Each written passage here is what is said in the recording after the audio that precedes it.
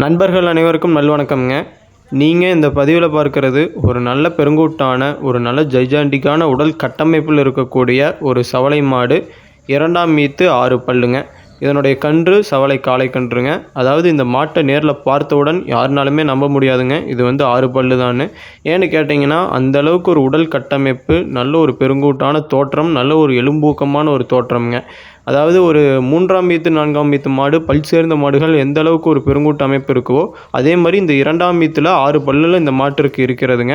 இதற்கு என்ன காரணம்னு கேட்டிங்கன்னா மாடு வளர்ப்பில், அதாவது அவங்க வச்சுருந்த இடத்துல நல்ல ஒரு பெருங்கூட்டான தோற்றம், உடம்பு நல்லா மேலே எந்திரிச்சதுக்கப்புறம் காலை சேர்த்துக்கலாம்னு சொல்லிட்டு தான் அவங்க விட்டு இவ்வளோ தூரம் நல்ல ஒரு பக்குவமாக கொண்டு வந்து நல்ல ஒரு பெருங்கூட்டு தோற்றத்துடைய மாடாக வளர்ச்சி பெற்றிருக்குதுங்க.